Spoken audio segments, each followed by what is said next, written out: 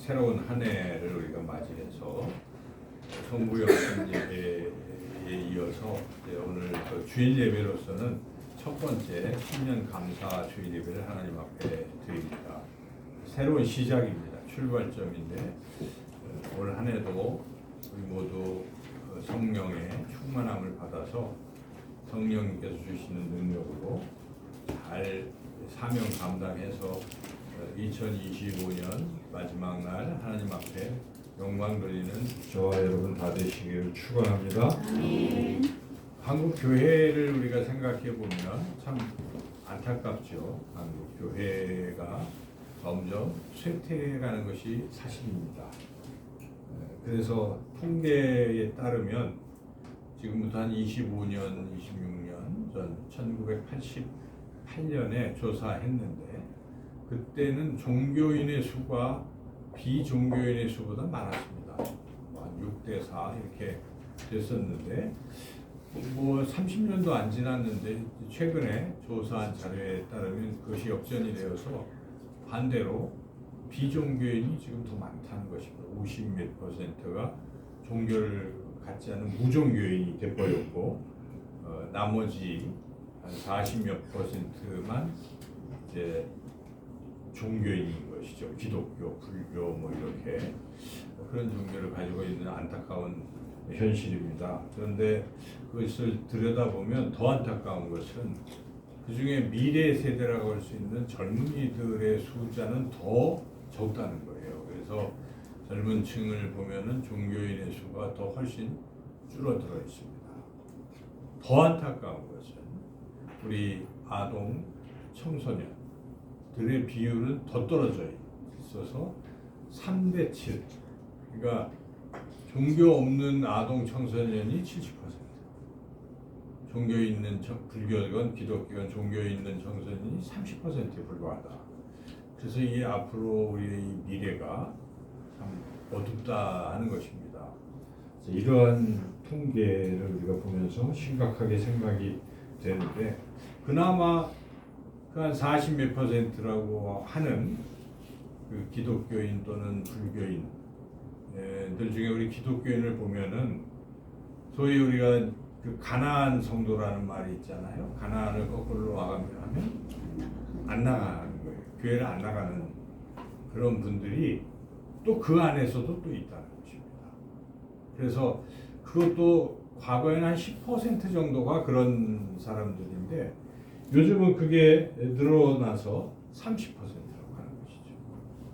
그 중에서도 또 30%는 교회를 안 나가고 그냥 나는 예수님 믿는다라고는 하는데 교회 예배 안 드리고 안 나온다는 것이죠. 신앙생활 안 하는 분이 많다는 것입니다. 점점 교회가 어렵게 되어 간다는 것은 사실이에요.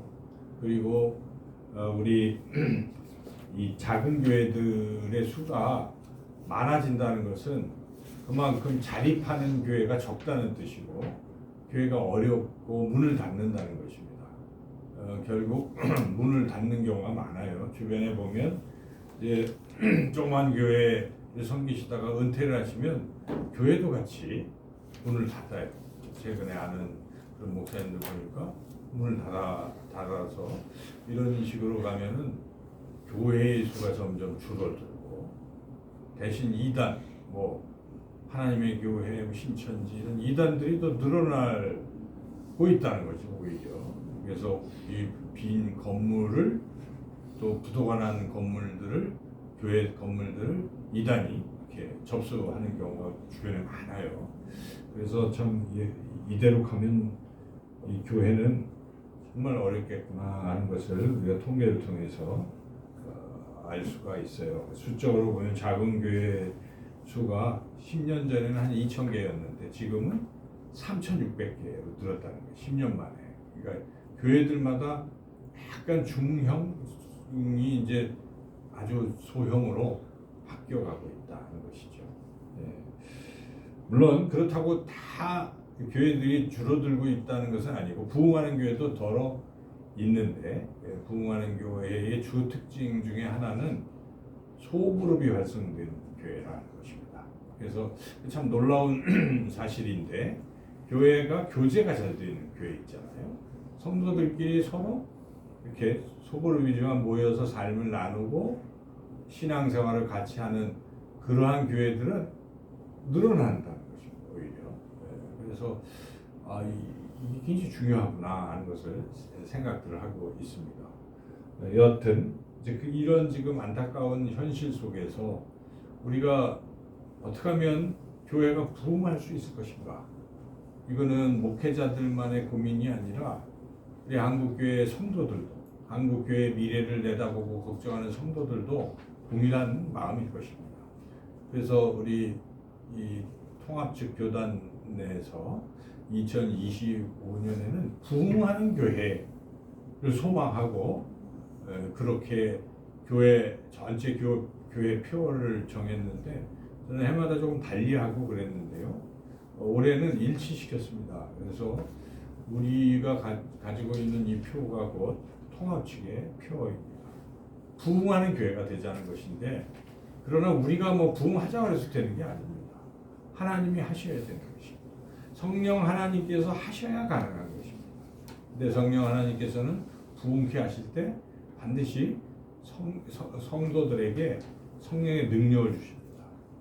그래서 성령의 능력을 주셔서 성도들을 통해서 교회를 부흥시키시는 것이죠. 그래서 성령의 능력으로 부흥하는 교회, 이것이 우리가 올 한 해 늘 기도해야 될 제목인 것입니다. 물론 구체적으로 어떻게 성령 충만, 성령의 능력을 받아서 어떤 모습으로 우리가 변화될 것인가, 그게 바로 부흥의 모습인 것이죠. 그래서 부흥에 대한 정의도 잘 알아야 돼요.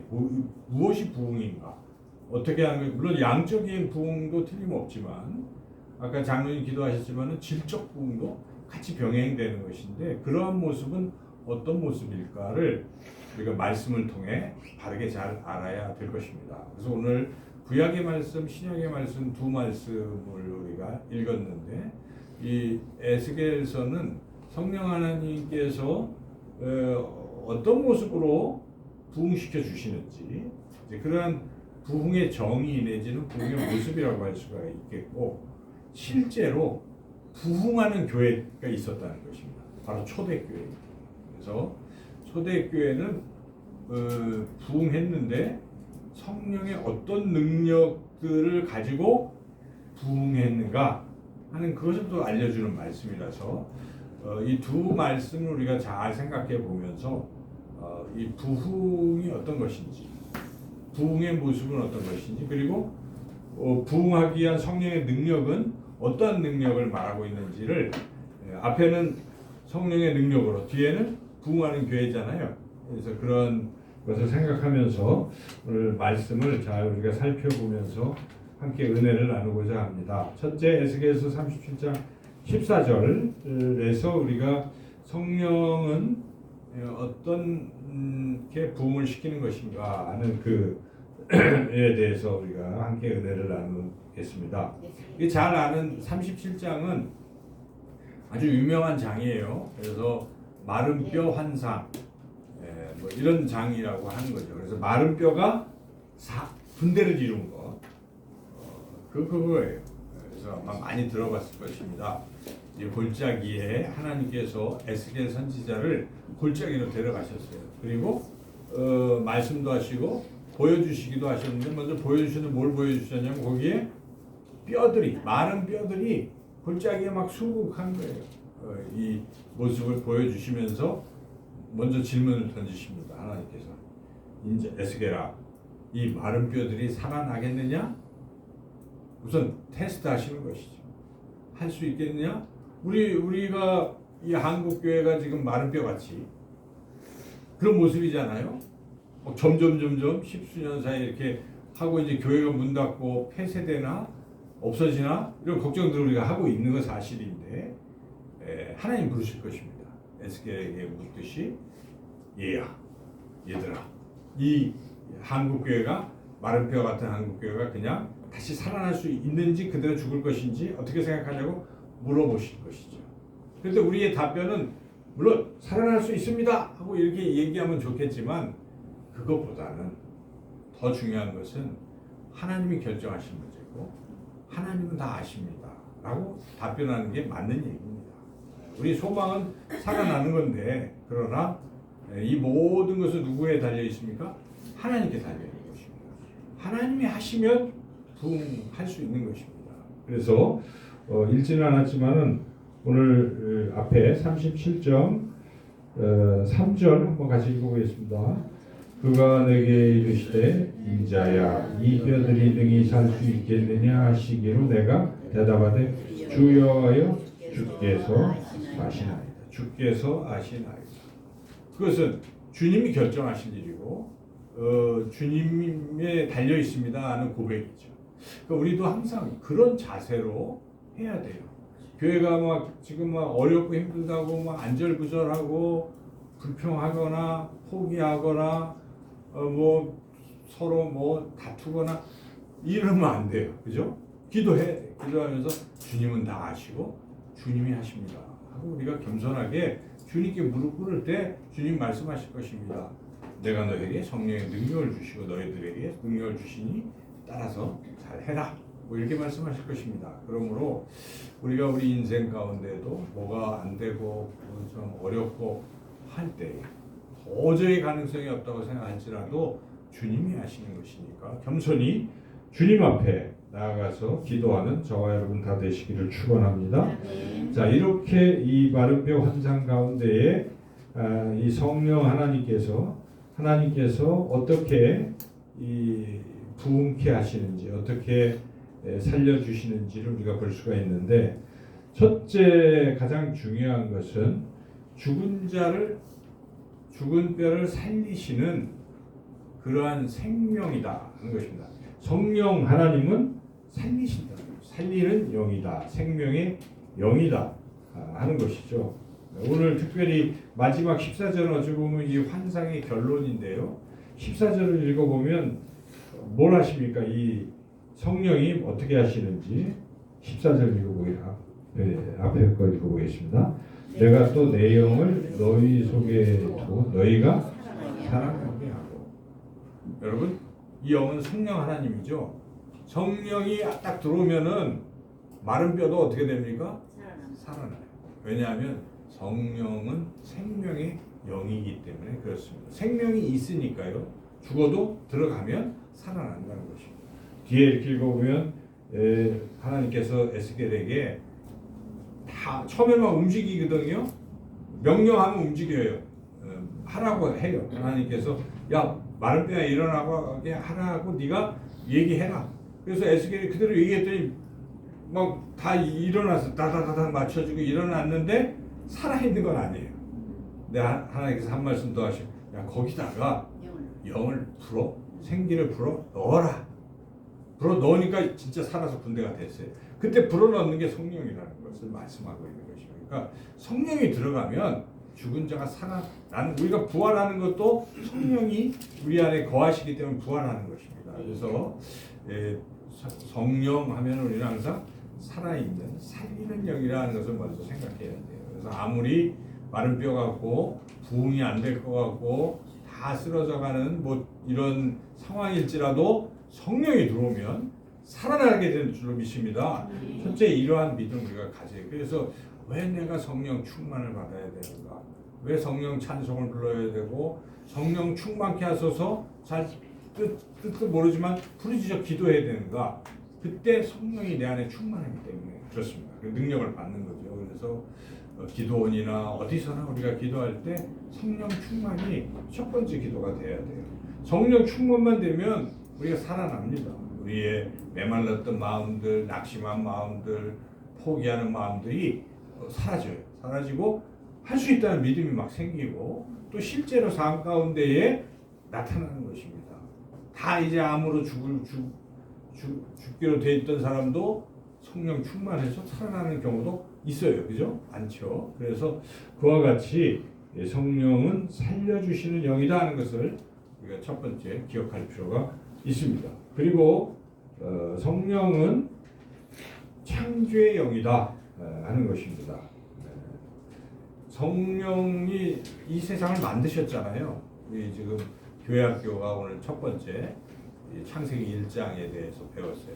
하나님께서 만물을 만드셨어요. 빛이 있으라 하시면 빛이 있었고 내 형상대로 사람을 만든다. 하나님의 형상대로 사람도 만드시고 보시기에 좋았더라. 지원이 보시기에 좋았다 할 때 뭐라고?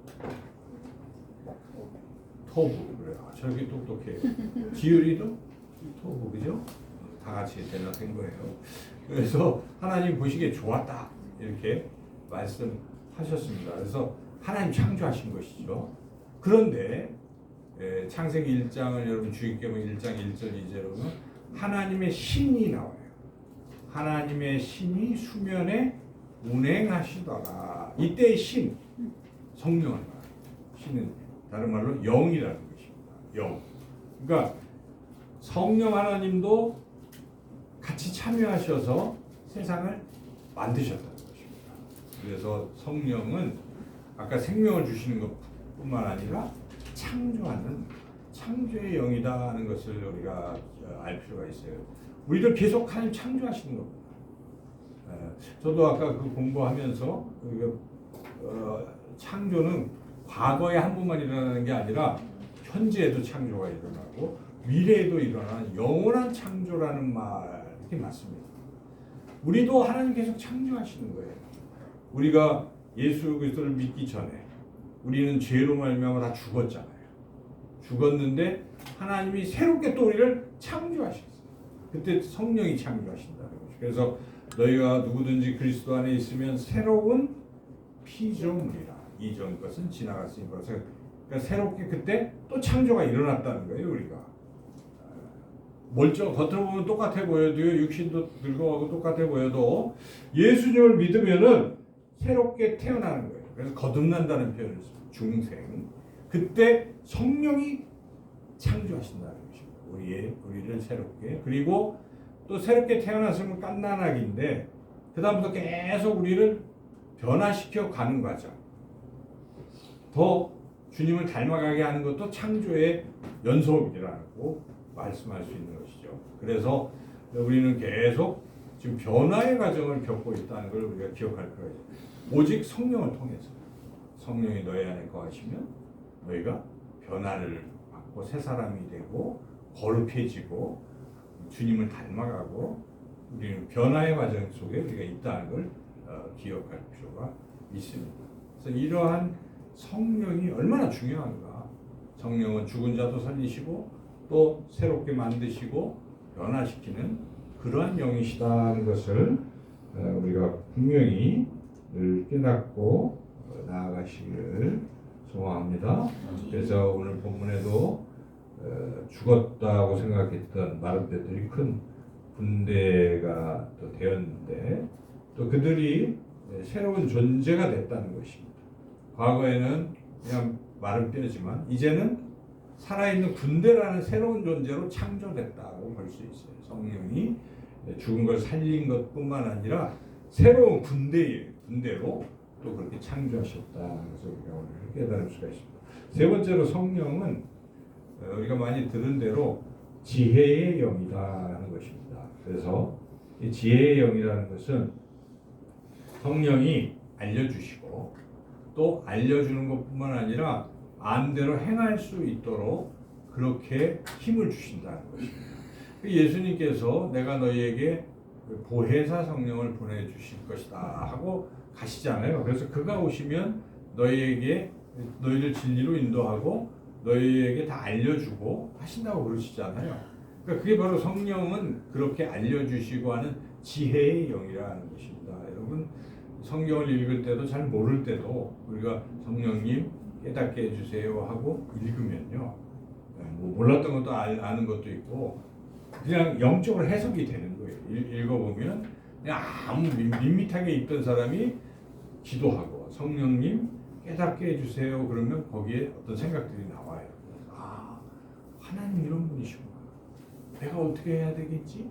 이 삶 가운데 어떻게 적용해야 되겠지 하는 것들을 성령이 알려주십니다. 기계적으로 우리가 뭐 머리가 좋아서 뭐 읽고 이러는 게 아니에요. 누구나도 성령이 지혜를 주시면 하나님의 뜻을 깨닫게 된다는 것입니다. 이와 같이 성령은 우리에게 하나님의 뜻을 알려주시고 또 그 뜻대로 순종할 수 있는 힘을 주시는 통틀어서 그것을 우리가 지혜의 영이다 하는 것입니다. 그래서 오늘 이 말씀을 통해서 에스겔서의 말씀을 통해서 성령 하나님은 죽은 것을 살리는 생명의 영, 또 새롭게 새로운 존재로 만들어 가시는 창조의 영, 그리고 어떤 길로 인도하시기 위해서 가르치시고 행하게 하시는 지혜의 영인 분이시다는 것을 먼저 분명히 마음속에 담고 그 성령님과 교제하시기를 축원합니다. 이제 그 성령님과 교제하면서 우리가 성령님이 주시는 능력을 받아야 돼요. 능력을 받는데 초대교회는 구체적으로 어떤 능력을 받아서 그렇게 부흥을 했는가? 이제 신약의 말씀으로 우리가 넘어가도록 하겠습니다. 그래서 신약 성경 9장 31절에 보면은 교회가 아주 부흥했어요. 부흥. 근데 부흥한 모습을 보니까 일단 수가 많아졌어요. 틀림없이. 그렇죠? 수가 많아졌습니다. 그래서 여기 보면은 31절 사도행전 9장 31절에 맨 뒤에 뭐라고 나옵니까? 그 끝에 수가 더 많아지니라. 아, 그렇구나. 이 교회가 성령의 능력으로 부흥하게 되면은 수가 많아진다는 게 사실인 거예요. 첫째는. 그래서 우리 참된 제자 교회가 이제 우리가 수적으로 적으면 자꾸 좀 빈자리가 많잖아요. 근데 여기 왜 우리 지난 성탄절 때 사람들이 오니까 꽉 찼잖아요. 그렇게 많이 와도. 근데 많이 온 것도 아니에요. 여기 30명 하면 꽉 차요, 사실은. 지금 우리가 한 15, 20명 이렇게 예배 드리서 그렇지, 우리가 이 10개, 장의자 10개잖아요. 그러니까 3명씩 앉으면 30석이 되는 거예요. 4명 40석, 5명씩 촘촘히 앉으면 50석까지 앉을 수가 있잖아요. 우리 목표는 사실 50명이에요. 50명. 이 50명 벽을 돌파하면 참 좋겠다는 생각을 합니다. 그렇죠? 50명. 그러면 교회가 주님의 일을 감당할 수가 있어요. 50명. 근데 그거보다 적으면 좀 허덕이는 거죠. 네, 힘들고. 그래서 함께 또 할 때 50명 하면은 지금 우리가 있는 숫자에 한 분씩 장로님 기도하시면 한 분씩만 더 모시고 오면 50명 되는 겁니다. 쉽게 얘기하면. 네, 그래서 그렇게 우리가 좀 목표 비전을 가지고 하나님 그런 수만큼 이 교회가 양쪽으로도 부흥케 해주세요. 이런 우리가 꿈을 가질 필요가 있겠습니다. 근데 아까도 말씀드렸지만은 숫자는 늘었는데 한 분 한 분이 이 성도로서 그리스도인으로서의 정체성도 없고 그냥 또 휙 가버리고 하나님 곁을 떠나고 이래버리면 이거 또 안 되는 거예요. 그래서 한 분 한 분이 내적으로 또 이 부흥이 일어나야 돼요. 우리 자신부터 부흥이 일어나야 되는데 그러한 부흥은 또 어떤 모습인가도 우리가 알 수가 있는데 일단 하나님께서는 이러한 양적 성장과 질적 성장을 이렇게 해나가시는데 성령을 통해서 이 초대교회의 모습을 딱 보면은 우선 양적 성장은 꼭 그 한 곳에만 있는 게 아니라 전체적이라는 것이죠. 그래서 31절에 보면 그리하여 온 유대와 갈릴리와 사마리아 교회. 그러니까 이것은 유대, 갈릴리, 사마리아 지역, 전 이스라엘 총 지역도 말하지만은 이제 요 뒤로 넘어가면 사도행전 10장, 11장 바울이 활동하면서 이제 이방 지역까지 또 넓혀지죠. 그래서 온 유대와 사마리아와 뒤에 땅 끝까지가 또 있어요. 여기는 아직은 거기까지지만 이제 뒤까지 연결하면 전 세계적인 어떤 그러한 교회의 성장을 이제 또 말씀하고 있어요. 그래서 이러한 여튼 양적인 성장이 틀림없이 있다는 거예요. 넓어지고 지경이 넓어지고 하는 것. 그런데 질적으로도 이제 첫째는 교회가 평안해지는 거예요. 평안해지는 게 질적인 성장. 사실 평안할 수가 없어요. 교회가 외부의 핍박도 있잖아요. 우선 대외적인 공격이 있고 하니까 불안하잖아요. 성도들도 사는 거지 삶이니까 굉장히 불안하고 또 내부적으로도 이러한 유대인들만 믿는 게 아니라 이방인들까지 같이 믿고 합쳐져 있기 때문에 아무래도 갈등이 있어요. 여러 가지 이질적인 집단이 모여 있으면 갈등을 피할 수가 없거든요. 갈등이 있습니다. 나이에 따른 갈등도 있고 남녀에 따른 갈등 뭐 등등등 여러 가지 갈등이 있는데 당시 초대교회에도 갈등이 있었습니다. 사도행전 6장만 봐도 히브리파와 이또 이제 헬라파 양쪽으로 나뉘어서 서로 갈등이 있었습니다. 어떤 갈등이었습니까? 구제를 하긴 해야 되는데 특히 이제 홀로 되신 분들은 그때는 생활력이 없으니까 교회가 도와주는데 도와주는 순서를 보니까 유대파만 자꾸 도와주고 있는 거예요. 헬라파는 구제에서 자꾸 빠져요. 그러니까 막 서로 불평이 있고 교회가 시끌시끌해진 거죠. 근데 가만히 보니까 그렇게 된 이유는 이 사도들이 좀 전문성을 갖지 않고 그냥 은혜롭게 힘들다고 하면 도와주고 말 못하고 있는 분은 또 그냥 내버려 두고 이렇게 좀 그런 게 안 된 거예요. 바빠서. 그래서 막 그 일로 인해서 못 받는 사람 불평 생기고 하니까 교회가 시끄러웠잖아요. 그때 이 사도들이 기도를 시작했습니다. 기도를 한 결과 이거 우리가 해서 될 일이 아니구나. 우리는 말씀 기도에 전무해야 될 텐데 이것까지 하니까 말씀 기도도 안 되고 이 일도 안 되고 하니까 아예 전문적으로 7 집사를 세우자. 이쪽에. 그래서 7 집사를 세운 것입니다. 기도하고 7 집사 세우고 딱 하니까 잘 됐어요. 교회가 평안해진 것입니다. 그래서 일단 양적 부흥이 일어나고 교회가 부흥되는 첫 번째 요소를 우리가 발견할 수가 있어요. 교회가 평안해지고 그렇죠? 교회가 평안하지 아니하면 부흥될 수 없습니다. 서로 다투고 싸우고 마음에 안 맞고 미워하고 싫어하고 이런 일들이 있는 교회가 부흥될 수가 있겠습니까? 서로 사랑하고 안 만나면 또 만나보고 싶고 궁금하고 어떻게 잘 지내시는지 이게 교회가 이게 돼야 돼. 이런 질적 성장이 있어야 되는데 자 그걸 누가 해주십니까? 여러분 하나 되게 하는 거예요. 그렇죠. 성령이 하나 되게 하신 것을 너희가 힘써 지키라 말씀하시거든요. 그러니까 성령은 하나 되게 하는 영입니다. 성령은. 그래서 우리가 성령 충만하게 되면 미운 마음도 사라지고 또 상대방을 못 받아들인 것도 받아들이게 되고 이해하게 되고 그러면서 어느덧 교회가 하나가 돼요. 그래서 성령 충만 그게 성령의 능력을 받는 것입니다.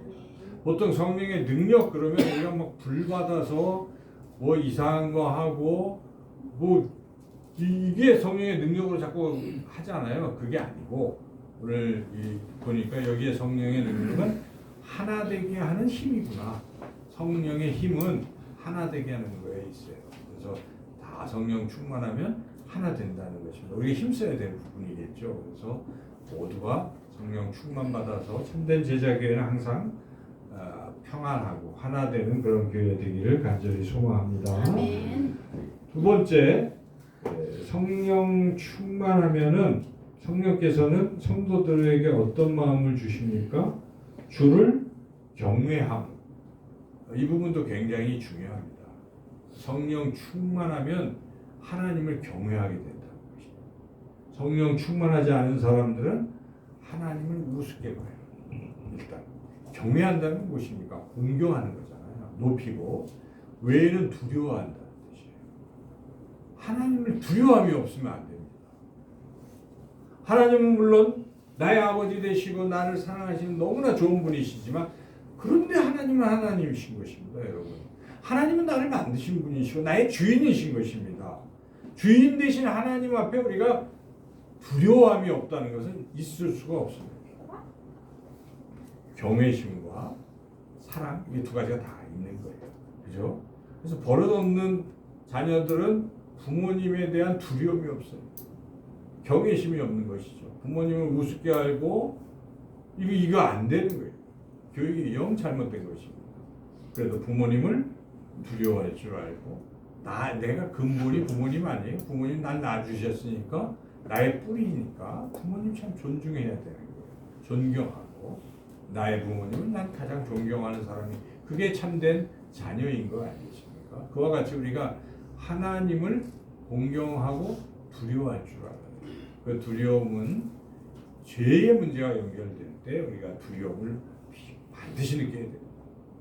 예수님이 내 죄를 다 용서해 주셨다는 그 사실 하나만 가지고 죄 짓는 것을 두려워하지 않는 사람이 있어요. 저도 괜찮다는 생각으로. 그러면 안 되는 거 아니겠습니까? 우리가 요셉의 이야기 이제 곧 읽게 되잖아요. 창세기. 거기에 보면 요셉이 보디발의 아내가 크게 유혹하는데 젊은 요셉이 넘어갈 수밖에 없는 이 상황, 아무도 없는 상황에 유혹에 넘어갈 수도 있었지만은 요셉이 딱 한마디 했어요. 내가 어째 하나님 앞에서 죄를 범할 것인가. 그 말이 얼마나 하나님을 경외하는 말입니까? 하나님의 존재를 생각하고 하나님 앞에서 죄지면 안 돼. 이런 마음. 이게 경외심이 있는 사람의 태도예요. 이건 나타나요. 우리가 뭐 외식하는 것이 아니고 교회에 오면 물론 어디서든지 하나님 계시지만 교회는 그래도 우리가 함께 모여서 하나님께 예배 드리는 곳, 교회는 하나님이 계신 곳이라는 생각을 더 크게 할 수가 있잖아요. 하나님의 존전이에요. 그래서 하나님을 경외하는 사람은 교회에 들어오면 벌써 어떻습니까? 떠들지 않습니다. 떠들지 않고 조용히 다른 사람과 대화를 하는 것이 아니라 하나님께 인사드리는 거예요. 집안에 어디 다른 집에 초대해서 가는데 어른들이 쭉 계세요. 거기에. 그런데 가서 인사부터 하는 게 당연한데 그 옆에 친구랑 떠들고 있으면 그 주인이 바라보면서 뭐라고 하겠어요? 버릇이었구나. 나를 우습게 여기고 이렇게 생각밖에 안 되지. 그러니까 똑같은 이치로 우리가 그런 마음으로 하나님의 임재 존재를 자꾸 생각하면서 교회 와서 그런 마음으로 하나님 제가 왔습니다 하고 머리 숙여 기도부터 시작하는 것. 그게 이제 그런 교회는 된 교회예요. 하나님을 경외함이 있는 교회죠. 이런 교회는 성령 충만한 교회예요. 성령 충만 받으면 그렇게 될 수밖에 없어요. 하나님 자꾸 느끼니까. 근데 성령 충만하지 않은 교회는 벌써 그게 안 되는 거예요. 그냥 인간 뭐 시장하고 똑같아요. 세상 시장하고 그러니까 이상한 그룹이 돼 있는 거예요. 그래서는 교회 부흥은 일어날 수가 없습니다.